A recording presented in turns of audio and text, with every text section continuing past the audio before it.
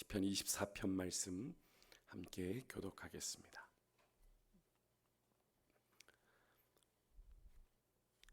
시편 24편입니다. 제가 먼저 봉독해 올리도록 하겠습니다. 땅과 거기에 충만한 것과 세계와 그 가운데에 사는 자들은 다 여호와의 것이로다. 그 터를 바다 위에 세우심이여 강들 위에 건설하심. 여호와의 산에 오를 자가 누구며 그의 거룩한 산 곳에 설 자가 누구인가? 뜻을 허탄한 데 두지 아니하며 거짓 맹세하지 아니하는 자. 그는 여호와께 복을 받고 구원의 하나님께 의를 얻으리니 이는 여호와를 찾는 족속이요 야곱의 하나님의 얼굴을 구하는 자로다. 셀라. 문들아 너희 머리를 들지어다. 영원한 문들아 들릴지어다. 영광의 왕이 들어가시리로다. 이 누구시냐? 강하고 능한 여호와시요 전쟁에 능한 여호와시로. 문들아 너희 머리를 들지어다. 영원한 문들아 들릴지어다. 영광의 왕이 들어가시리로다. 영광의 왕이 누구시냐? 만군의 여호와께서 곧 영광의 왕이시로다. 알라. 예, 아멘. 잠시 기도하고 우리 하나님의 말씀 나누겠습니다.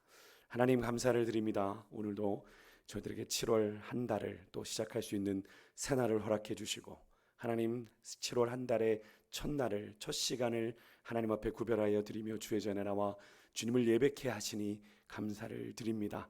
하나님 지난 6개월의 시간 동안 저희들의 걸음을 인도하셨음에 감사를 드리며 또 귀한 예물을 드리는 가운데 새로운 한 달을 시작하는 우리 사랑하는 세광의 권속들 주님께서 기억하여 주시고 오늘도 주의 말씀 앞에서 우리들의 삶을 돌아보며 하나님 지금까지 주님께서 우리들의 걸음을 인도하셨음에 감사하며 그 구원을 기억하고 주님 앞에 영광을 돌리며 새날을 향한 주님 앞에 기대와 소망으로 나아가는 이 시간 주님 우리 가운데 임재하여 주셔서 우리를 다스려 주시고 이 시간 우리에게 말씀하여 주시사 이 시간 선포되는 말씀 가운데 믿음으로 결단하며 나아가는 우리의 삶이 되어줄 수 있도록 주님 함께하여 주옵소서. 이 시간에도 하나님 주의 말씀을 듣겠습니다. 듣고자 하는 마음이 있게 하시고 듣고 믿음 안에 결단하는 심령들마다 그렇게 말씀대로 살아갈 능력 부어주셔서 하나님 7월 한 달도 하나님이 베풀어 주셨던 은혜와 감사의 고백들이 더욱 풍성해지는 한 달이 되게 하여 주옵소서.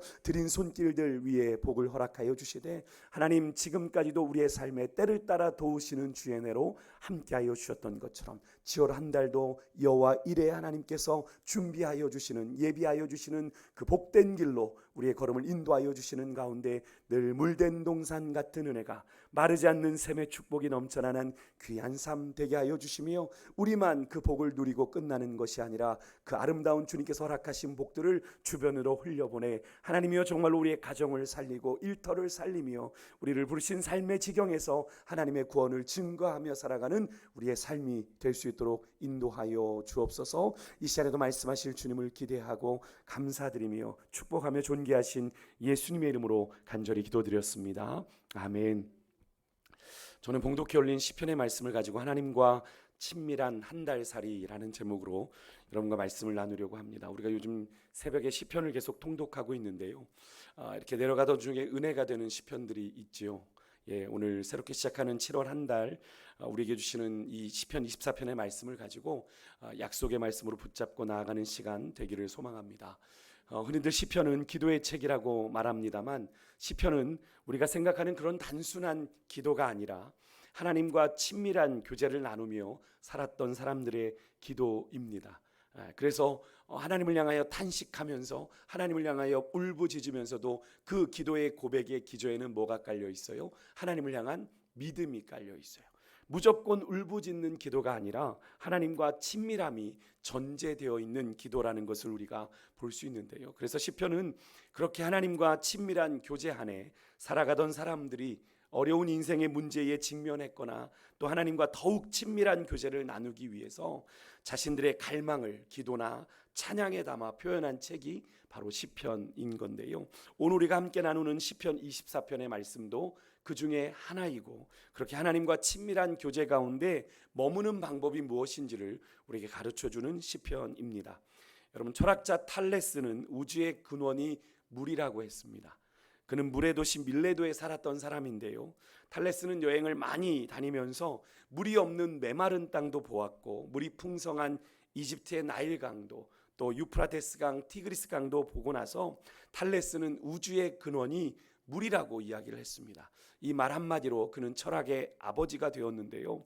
근데 오늘 우리가 함께 읽은 이 시편에 이 시인도 물에 대한 언급으로 오늘 시를 시작하고 있습니다. 2절 말씀에 보면 여호와께서 그 터를 바다 위에 세우시며 강들 위에 건설하셨도다 라고 말씀을 합니다. 조금 전에 말씀드린 철학자 탈레스와 이 시편 24편의 시인의 차이가 무엇일까요? 탈레스는 그냥 물이 어디로 왔는지 모릅니다. 그리고 어떻게 해서 물 위에 사람이 살게 되었는지 몰라요. 거기다가 그는 육지가 물 위에 떠 있는 거다라고 주장을 했는데 반면에 시인은 뭐라고 고백합니까? 여호와 하나님께서 그 터를 바다 위에 세우셨다라고 고백을 하고요. 그리고 어떻게 물 위에 생명이 살아가고 사람이 생존하게 되었는지를 말하고 있는 거죠. 아마도 시인은요 창세기 1장 천지창조를 말하고 있는 9장 9절과 10절의 말씀을 알고 있었던 사람이라고 생각이 됩니다. 우리 같이 한번 창세기 1장 9절과 10절의 말씀을 화면을 보고 한번 읽어보실까요? 하나님이 이르시되 천하의 물이 한 곳으로 모이고 묻이 드러나라 하시니 그대로 되니라. 하나님이 묻을 땅이라 부르시고 물을 바다라 부르시니 하나님이 보시기에 좋았더라. 아멘. 하나님께서 물을 증발시켜서 하늘 위 궁창에 보관하시고 남은 물은 어떻게 하셨어요? 바다와 강으로 흐르게 하심으로 육지가 드러나게 하신 거죠. 이 창세기의 말씀을 시인은 모르지 않았을 겁니다. 하지만 시인은 이런 하나님의 창조의 역사를 어떻게 표현합니까? 바다 위에 기둥을 세워 다리를 놓는 모습으로 생생하게 시적으로 표현하고 있는 것이 오늘 우리가 읽었던 2절의 말씀입니다. 그렇게 시인은요 인간이 상상할 수 없는 창조의 역사를 이루신 하나님을 찬양합니다. 1절이죠. 땅과 거기에 충만한 것과 세계와 그 가운데 있는 자들은 다 여호와의 것이로다.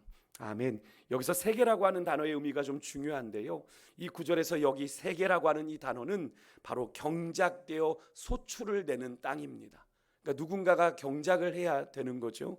즉 시인은 하나님께서 물로 가득 찬 지구를 만드시고 그 위에 사람 살 수 있는 땅을 조성하셔서 그 사람이 그 땅을 경작하게 하셨다라고 하는 것을 강조하고 있는 거죠. 결국 이 사실이 무엇을 말합니까? 두 가지를 우리에게 알려주는데 첫째는 하나님께서 여러분과 저를 이 땅에 보내지 않으셨다면 아니 그 전에 사람이 이 땅에 이곳에 살 수 있도록 하나님께서 그 땅을 조성하지 않으셨다면 이곳에서는 어떤 인간도 살 수 없다라고 하는 사실과 그런 의미에서 그렇게 창조주 하나님께서 조성하신 이 세계에 살고 있는 우리 모든 사람들은 다 누구의 것입니까? 다 하나님의 것임을 말씀해 주고 계시는 거죠.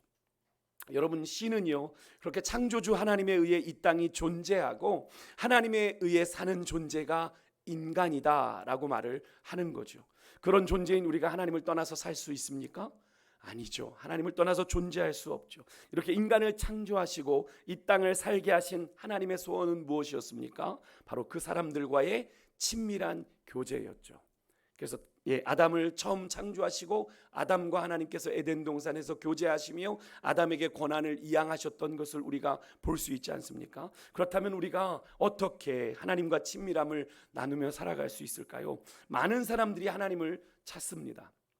하나님을 모시기 원하고 친밀한 하나님과의 교제를 나누기로 원하며 산다, 나누며 살기를 원한다고 말은 합니다만 실제로 그렇게 하나님과 친밀한 교제 가운데 살아가기 위해서 힘쓰고 애쓰는 사람은 적은 것이 사실은 현실이죠. 교회에 다니는 사람은 하나님께 나아가고 하나님과 친밀한 교제를 나눌 수 있는 것이 오직 믿음이라고 말하겠지만 오늘 시편의 본문은요 이미 하나님을 믿고 하나님 안에 사는 자들에게 권고하는 말씀이거든요. 그러니까 믿음을 전제로 하고 이야기를 하는 겁니다.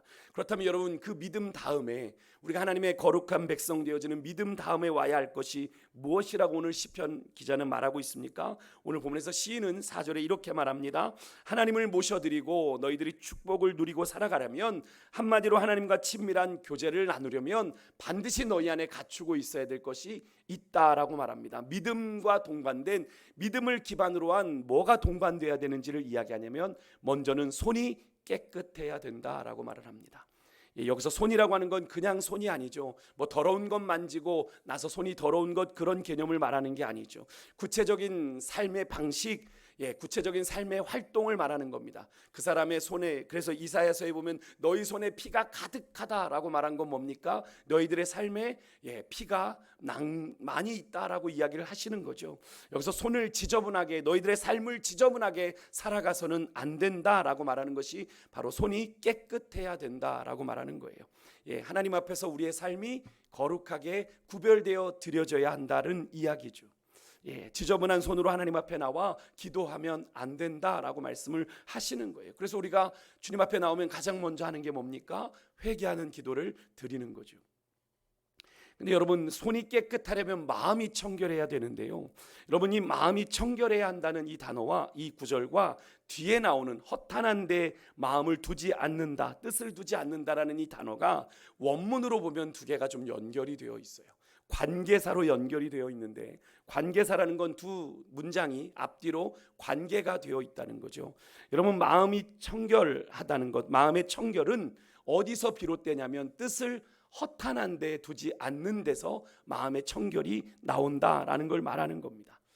그렇다면 여러분, 뜻을 허탄한 데 두지 않는다는 건 뭐냐면, 여러분, 물론 액면 그대로 그 마음을 허무한 것에, 허탄한 것에 두지 않는 거죠. 마음을 빼앗기지 않는 겁니다. 그런데 이 원문을 좀 살펴보면 이 원문이 뭐냐면, 이 뜻이 영혼이라는 뜻이고, 허탄한 데 두다라는 것은 그것을 들어 올린다라는 겁니다. 영혼을 들어 올린다라는 건 누구에게 이 영혼을 바친다는 의미가 있죠. 그래서 뜻을 허탄한 데 두지 말라는 건 무엇에게 마음을 빼앗기지 말라는 거예요? 우상에게 마음을 빼앗기지 말아라. 세상에게 마음을 빼앗기지 말라는 거예요. 결국 이 말씀은 마음의 성결을 의미하는 거죠. 마지막으로 거짓 맹세하지 말아라. 이것은 바로 말이죠. 언어의 성결을 이야기하는 겁니다. 너희들이 믿음의 사람인데 너희들의 말로 하나님 앞에 범죄하지 말아라. 단순히 하나님 앞에 말로 범죄하지 말라는 것이 아니라 거짓 맹세라고 하는 표현을 썼어요. 거짓 맹세는 뭡니까? 내가 어떠한 이득을 취하려고 하나님의 이름을 도용해서 쓰는 거죠. 하나님 앞에서 거짓 맹세를 한다. 하나님의 이름을 도용해서 내 뜻을 이루는 것을 말하는 거죠. 결국 이것은 무엇을 말합니까? 언어의 성결을 말하는 거죠. 이 네 가지를 여러분 하나하나 구체적으로 우리의 삶에 다시 적용해 본다면 우리의 삶에서 하나님이 무엇을 기대하고 우리에게 요구하고 계시는지가 더욱 분명해지죠. 여러분, 7월 한 달을 시작하며 여러분의 삶을 한번 돌아보실 수 있기를 원합니다. 내가 어쩌면 우리가 7월이라고 하는 건 2020년에 다시 절반을 시작하게 되는 시간인데, 여러분이 걸어왔던 6개월의 시간들을 한번 돌아보셨으면 좋겠어요. 하나님과 친밀한 교제 가운데 머물기 위해선 우리가 믿음으로 살아가는 가운데 우리가 손을 깨끗이 하고 마음을, 뜻을 허탄한 데 두지 아니면 마음을 청결하게 하며 거짓 맹세를 하지 않는 그런 삶을 살아야 되는데, 우리가 과연 그런 삶을 주님 앞에 살아왔는지 우리가 돌아보기를 좀 원합니다. 여러분, 부족했던 것이 있다면, 모자랐던 것이 있다면 하나님 앞에서 오늘 이 아침 우리가 다시 한번 결단해야 되는 거죠. 하나님께서, 시인은 오늘 그렇게, 너희가 그렇게 하나님의 말씀을 쫓아 너희들의 손을 깨끗이 하고 마음을 청결하게 하고 뜻을 허탄한 데 두지 아니하고 거짓 맹세하지 아니하면 이렇게 약속합니다. 여호와께 복을 받고 의를 얻으리라. 5절의 말씀이죠. 사실 의롭다 하심을 받는 건 우리가 믿음으로 받는 것이지만, 이 시인은 뭘 이야기하는 겁니까? 믿음에 합당한 삶이 같이 있어야 된다라고 하는 거죠. 이 말씀을 세번역으로 보면 이렇습니다. 그런 사람은 주님께서 주시는 복을 받고 그를 구원하시는 하나님께로부터 의롭다고 인정받을 사람이다 라고 말을 합니다. 여러분, 우리가 믿음대로 살아가는 삶이라고 하는 것, 여러분, 제가 종종 말씀드리지만 신앙생활은 삶이 동반되는 거예요. 여러분, 믿음이 있다고 하면서 우리가 구원에 합당한 삶이 우리 가운데 사라지지 않는다면 여러분의 믿음에 대해서 여러분 다시 한번 질문을 던지셔야 되는 게 바른 신앙생활의 자세죠. 믿음과 행위는 우리가 물론 믿음으로 구원받는 것이고 야고보서는 행함이 없는 믿음은 죽은 것이라고 이야기를 하는데, 믿음과 행함은 여러분 동전의 양면 같은 거예요. 그러니까 믿음이 있다고 하면서 믿음대로 행하지 않는 삶이 있다면 여러분의 믿음에 문제가 있는 거죠. 오늘 이 아침에 여러분이 걸어왔던 2022년 하나님 앞에서 작정하며 걸어왔던 믿음의 여정을 좀 돌아보는 은혜가 있으시기를 주 여러분으로 축복합니다. 하나님께서 우리에게 오시는데 무엇보다 중요한 건 여러분 마음이에요. 우리의 마음. 하나님은 우리의 속마음을 들여다보십니다. 다른 것 보지 않으세요. 그렇기 때문에 우리가 주님을 우리 안에 온전히 모시기 위해서는 우리 자신의 내면을 살펴봐야 됩니다. 왜요? 마음이 깨끗한 데서 손이 청결해지고, 마음이 깨끗한 데서 우리의 언어가 달라지게 되거든요. 여러분, 그런 가운데 하나님이 찾으시는 사람, 하나님이 인정하시는 사람이 돼야 됩니다. 마음을 성결하게 하고 우리가 하나님만을 진정으로 갈망하는 사람이 될 때 우리가 하나님과 온전한 친밀한 교제 가운데 살아갈 수 있게 되어지는 거죠. 오늘 시인은 3절에서 여호와의 산에 오를 자가 누구며 그의 거룩한 곳에 설 자가 누구인가 라고 묻고 있는데, 여기서 일반적으로 여호와의 산이라고 하는 표현은 우리가 성막, 성전, 또 예배나 제사를 떠올리기가 쉬운데요, 자세히 들여다보면 여기에 여호와의 산은 그런 특정한 장소를 의미하는 것이 아니라 거룩하신 하나님이 계신 곳을 의미합니다. 다시 말해서 시인은요, 예배하는 그런 장소, 그것을 강조한 것이 아니라 하나님의 임재가 실제로 있는 곳을 말하는 거예요. 단순히 예배드리기 위해서 습관적으로 성전에 올라가는 그런 종교 행위를 말하는 것이 아니라 살아계신 하나님을 내가 진짜 만나고 그 하나님과 친밀한 교제를 나누기 위해서 올라가는 것, 그것을 말합니다. 이 사실은 뒤에 이어지는 6절의 말씀에서 더 분명해지는데, 이는 여호와를 찾는 족속이요 야곱의 하나님의 얼굴을 찾고 구하는 자다라고 말을 합니다. 여호와의 산에 오르는 자가 누구냐면 하나님을 찾고 구하는 자. 여러분과 저의 삶이 그런 삶이길 원합니다. 진심으로 하나님을 찾고 하나님의 얼굴을 구하는 사람이 하나님과의 임재를 통해 하나님과의 친밀한 교제를 나누게 된다라고 시인은 말을 하고 있는 거예요. 그렇게 여호와의 산에 오를 자에 대한 이야기를 하던 시인이 갑자기 오늘 본문을 보면 7절부터 이렇게 고백을 합니다. 문들아 너희 머리를 들지어다. 영원한 문들아 들릴지어다. 여기서 들릴지라는 표현은 뭡니까? 세번역 성경을 보면 활짝 열려라, 문이야 활짝 열려라. 무슨 말입니까? 성도 여러분들 중에도 이런 경험을 해보신 적 있으실지 모르겠는데요, 좀 우리 집에 모시기 어려운 귀한 분을 모신다고 했을 때 여러분, 우리 집을 보니까 갑자기 좀 출입구도 좁아 보이고 초라하다는 그런 생각이 들죠. 그래서 가족들만 살 때는 한 번도 느껴보지 못한 그런 감정을 갖게 되지 않습니까? 그래서 우리가 그런 분을 모시게 되면 뭐라 그래요? 어떻게 이렇게 누추한 곳에 우리가 모시게 됐습니까? 라는 표현을 쓰잖아요. 대청소를 하고 최대한 단장을 하고 그 손님이 오실 무렵에 문을 활짝 열어놓고 밑에까지 내려가서 그분을 모셔오는, 그래서 조마조마하게 기다리는 그런 장면을 연상해 보시면 되겠는데요, 오늘 본문의 시인이 느끼고 있는 감정이 바로 그겁니다. 하나님을 내게 모시는데, 하나님이 내게 들어오시는데 그 하나님을 대하는 우리의 모습이 너무나 초라하게 느껴지는 거죠. 시인은 그 문으로 만왕의 왕이요 영광의 왕이신 하나님이 오신다라고 말을 합니다. 왕을 모시는 곳이 성막이든 성전이든 아니면 자기 집이든 너무나도 시인은 초라하게만 느껴지는 거예요. 그래서 그분을 너무나도 모시기에 부끄러운 시인은 소리치는 거죠. 문들아 너희 머리를 들지어다. 문을 활짝 열어라. 왕이 들어오신다. 왕이 들어오신다. 시인이 얼마나 당황했으면 그런 주님이 오시는 그 모습을 보고 문들을 보고 활짝 넓게 열라고 외치라고 외쳤을까요? 이 시를 기록한 시인 다윗은 하나님을 모시기에 이 세상이 너무 좁고 낮고 협소하다고 느꼈던 사람이죠. 창조의 고백을 했던 시작이 바로 그겁니다. 근데 또 하나님을 모시는 내 마음을 들여다보니 내 마음도 너무나도 좁아요. 그래서 내 마음을 향해서 다윗은 외치고 있는 겁니다. 왕이, 영광의 왕이 내 마음에 오시는데 내 마음의 문이여 열려라. 활짝 열려라. 오늘 이 외침은 오늘 이 시대를 하나님의 택한 백성으로 살아가고 있는 여러분과 저에게도 간절하게 외치는 다윗의 외침이죠. 여러분 어떠십니까? 여러분은 여러분의 마음에 임재하실 만왕의 왕이요 창조의 주가 되시는 그 영광의 주님을 맞이할 준비가 되어 계시는지요? 2022년의 절반을 살아낸 우리의 마음도 오늘 이 다윗의 간절한 외침, 문들아 너희 머리를 들지어다 진지하게 좀 들어야 되는 그런 상태가 아닌지 좀 돌아볼 수 있기를 원합니다. 많은 그리스도인들이 구원을 얻는 일에는 관심이 높아요. 그래서 그 구원을 얻기 위해서는 열심히 기도하고 노력합니다만, 그렇게 구원받고 난 다음에는 누려야 될 하나님의 그 친밀한 교제에 대해서는 많이 무관심하게 사는 거죠. 구원받았으니까 끝이지. 그러다 보니까 그리스도인들 중에는 구원받았다고 하지만 하나님과 전혀 무관하게, 하나님과 전혀 상관없이 사는 사람들이 정말 많아요. 여러분, 성결한 삶은요, 하나님의 택한 백성의 거룩한 성결한 삶은 예수 그리스도의 십자가를 믿음으로 구원받는 것만큼 중요해요. 성결한 삶은 거룩하신 주님과 온전한 교제를 위해 절대적으로 필요한 것이 바로 성결한 삶이에요. 왜 우리가 하나님의 복을 누리지 못하고 삽니까? 왜 하나님의 임재를 경험하지 못해요? 우리가 그렇게 살아가지 않으니까. 이미 하나님의 은혜로 구원받았는데 그냥 죄 가운데 뒹굴고 살아가요.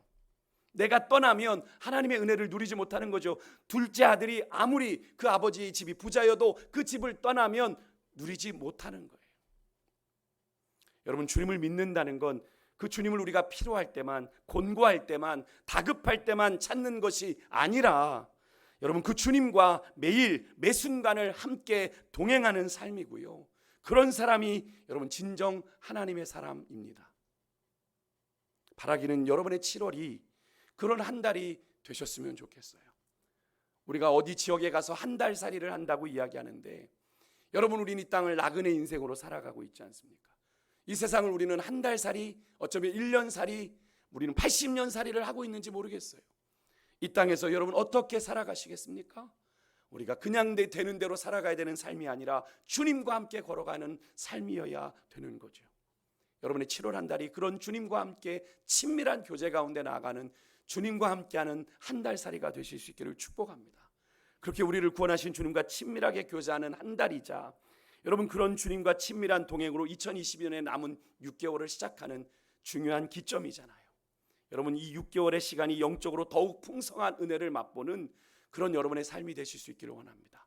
여러분의 삶이, 신앙이 겨우 꾸역꾸역 연명되는 것 같으세요? 다른 데 이유가 있지 않습니까? 여러분이 구원받지 못해서가 아니고요, 구원받았어요. 그런데 구원받았음에도 불구하고 왜 내 신앙이 이렇게 연명하는 것 같은가? 하나님과 친밀한 교제 가운데 살아가지 않으니까. 내가 아둑바둑 겨우 내가 노력해서 내 의지로 신앙을 이끌어 간다고 생각하니까. 근데 하나님과 친밀한 교제 가운데 있게 되면 하나님이 우리의 신앙을 이끌어 가게 되는 거죠.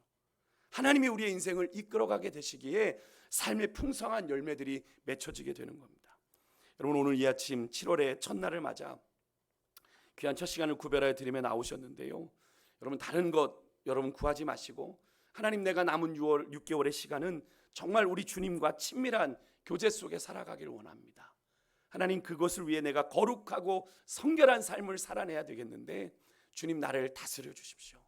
나를 충만케 해 주십시오. 우리가 성령으로 충만한 게 뭐라고 했어요? 성령으로 지배받고 성령의 온전한 다스림을 받는 거라고 했죠. 우리가 그렇게 성령의 다스리심을 받을 때 우리 안에 성령의 열매가 맺혀지는 거죠. 우리 안에 성령이 함께 하시지 않는데 우리 안에 성령의 열매가 맺혀진다는 건 착각이죠. 여러분, 우리가 다시 한번 믿음 안에 좀 다짐하기를 원하고요, 우리가 주님이 우리를 오늘 이 시편의 말씀을 통해서 우리를 초대하고 계시잖아요. 누가 여호와의 산에 오를 자 누구냐? 누가 거룩하신 하나님 앞에 나올 자가 누구냐? 우리를 찾고 부르시는 거잖아요. 너희들은 내 건데, 그 거룩한 삶의 자리로 우리가 하나님 앞에 초대할 응답해 나오면 하나님께서 우리의 삶에 들어오신다고 약속하고 계시잖아요. 이번 7월 한 달 그런 은혜를 누리길 원하지 않으십니까? 여러분, 오늘 이 아침 다른 것 다 내려놓고 지금까지 어떤 삶을 살아왔던지 그것은 중요하지 않아요. 지금부터 다시 한번 주님과 함께 친밀한 교제를 누리며 하나님, 내 인생이 사라지기를 소망합니다. 주님, 내 삶에 오셔서 나를 다스려 주십시오. 내가 그렇게 믿음으로 살아가는 하루, 내가 걸음걸음을 내딛어 나아갈 때 내 힘으로, 내 노력으로만 살아가는 삶이 아니라 정말로 주의 은혜로 사라지는 삶. 그래서 주님만 생각해도 행복하고, 내가 주님과 함께 거닐어도 그냥 걸어가는 길만으로도 하나님이 주시는 기쁨으로 충만해지는 삶, 하나님, 내가 누리는 7월 한 달의 삶이 되게 해주십시오. 여러분, 그 은혜가 여러분과 저의 삶에 충만하게 임하실 수 있기를 주 이름으로 축복합니다. 우리 기도하고 기도의 자리로 나아가겠습니다.